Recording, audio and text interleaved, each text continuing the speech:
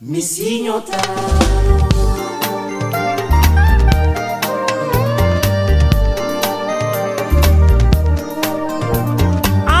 wax leen ko ñaari yoon te ñu mi signota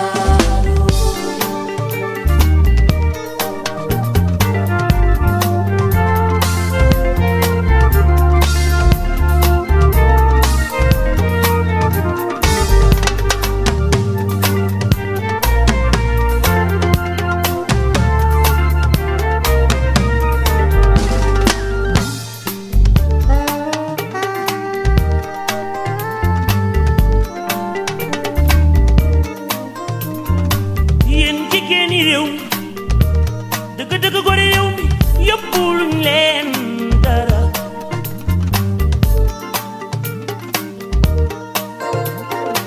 yéen jigéen ñi réew mi dëgg mbay gàcce ngalaama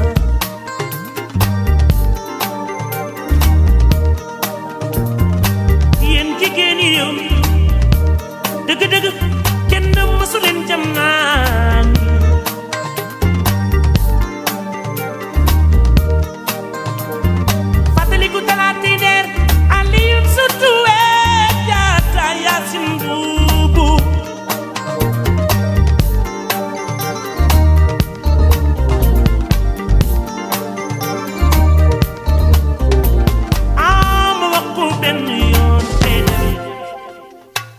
mi signota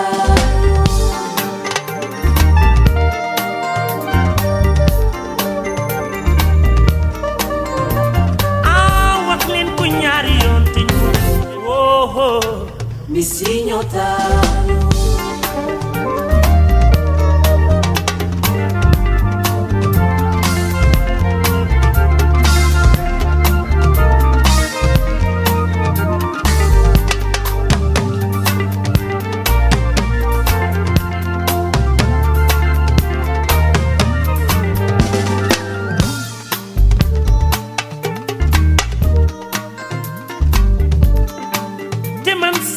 man dama leen bëgg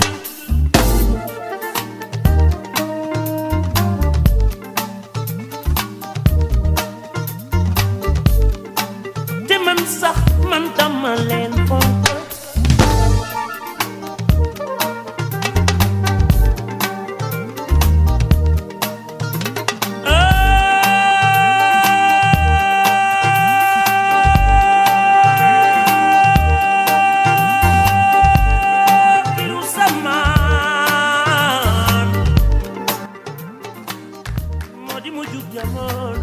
Bon, on est à Sawagne actuellement. C'est dans le cadre de la visite de terrain pour le cours de gestion de l'eau. Donc, on a un planning assez chargé ce matin. D'abord, on va recontextualiser, discuter un peu des objectifs, de ce qui est attendu de la visite. Je vais vous parler aussi des différentes phases de la visite, Inch'Allah, qui auront lieu. Et bon, on va faire quelques exercices pratiques avant de faire un débriefing rapide. Et puis, chacun aura peut-être une petite évaluation à rendre à l'issue de cette sortie. Donc, pour commencer, cette exploitation, bon, elle est là depuis 2020. On a commencé l'exploitation en 2020. On a commencé par du maraîchage. Et on a commencé aussi avec l'arboriculture. Donc, au début, on a mis des arbres, des citronniers. Et entre les différentes parcelles, on faisait un peu de maraîchage. Petit à petit, on a commencé l'extension. Donc, les gens, habituellement, ils mettent les tuyaux, ils creusent, soit ils enterrent ça. Ou bien, des fois, ça peut être des tuyaux apparents qui traversent. Donc, bon, pour vraiment éviter tout dommage et tout, les tuyaux, on ne marche pas dessus, on traverse. Ça, c'est la première des règles. C'est bon? Allez, on y va.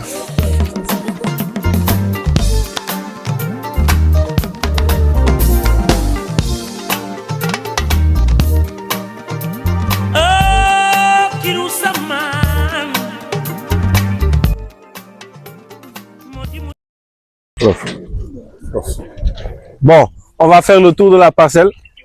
On commence déjà par la source d'eau. Elle est là-bas. Donc, on va aller voir. Qu'est-ce que ça donne?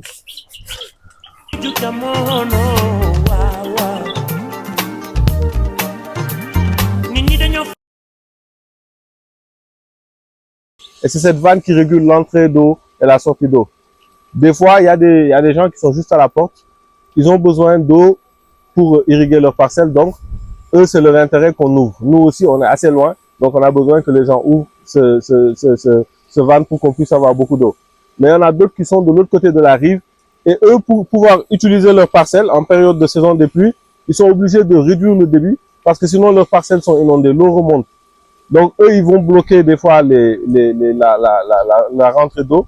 Elle fonctionne, bon, on met le carburant, on allume manuellement. Elle fonctionne, hein, on peut l'allumer après, mais il faut qu'on éteigne celle-là parce que c'est le même réseau. Il faut l'allumer, la déclencher. Et une fois que la pompe est allumée, bon, le même principe que celle-là. Elle aspire l'eau et elle la jette dans le refoulement qui intègre le tuyau.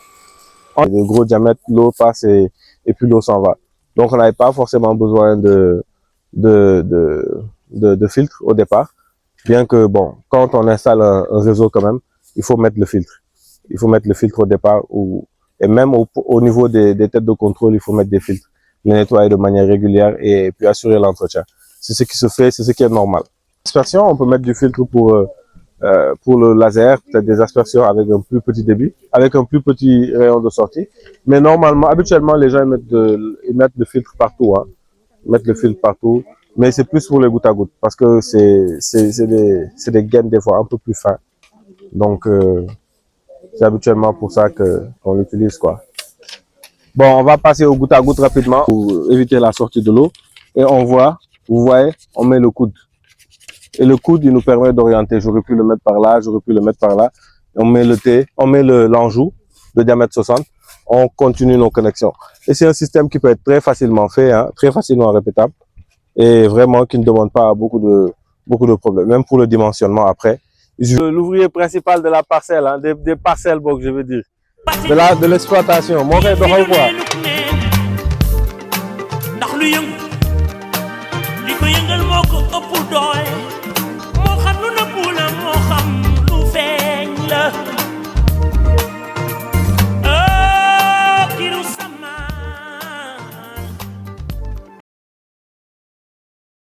C'est un problème. Donc, il faut faire le tout. Et puis, il faut éviter tout ce qui est problème de... comment je vais dire ça? Je vous ai expliqué ça tout à l'heure. Hein? L'argile qui rentre, le calcaire, tout ça.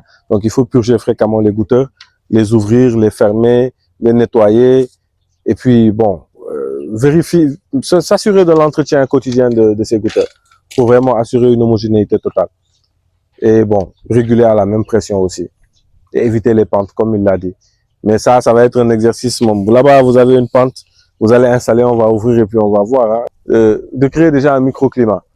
Une plante qui est poussiéreuse, qui fait sa photosynthèse à travers ses feuilles, tu la nettoies. Donc, normalement, tu nettoies l'usine dans laquelle elle doit produire son énergie. Ça, c'est de un. De deux, les acariens, ils n'ont pas la possibilité de voler. Donc, si chaque fois que tu irrigues, tu les fais tomber, ils ont cette obligation de remonter, de faire le chemin, de parcourir tout ce chemin pour remonter au niveau des feuilles.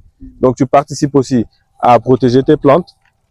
Tu participes à créer un micro-environnement qui est propice, en fait, au développement de ta culture. Peut-être ici, il fait pas très chaud, mais dans des régions comme Kaolack, Kaffrine, où quand le soleil tape, même les oiseaux, ils vont se cacher. Il fait des chaleurs extrêmes. C'est de genre d'irrigation comme ça, sur 1 hectare, tu améliores l'humidité de l'air, tu améliores, tu humidifies partout en fait. Tu fais baisser la température, tu augmentes l'humidité ambiante, l'humidité du sol, etc., etc.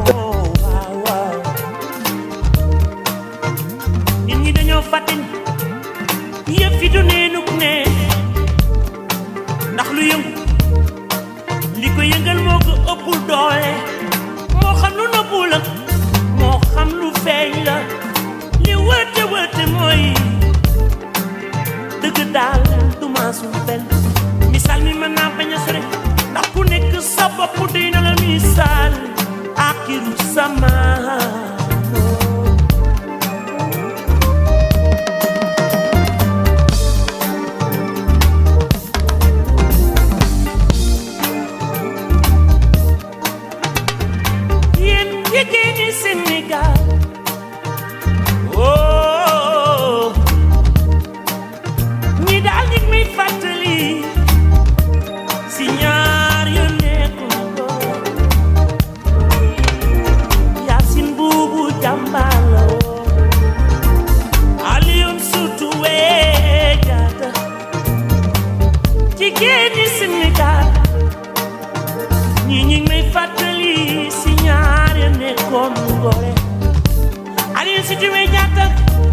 Yacine Boubou Yacine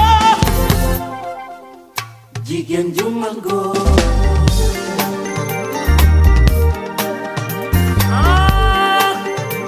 jigéen bi Sénégal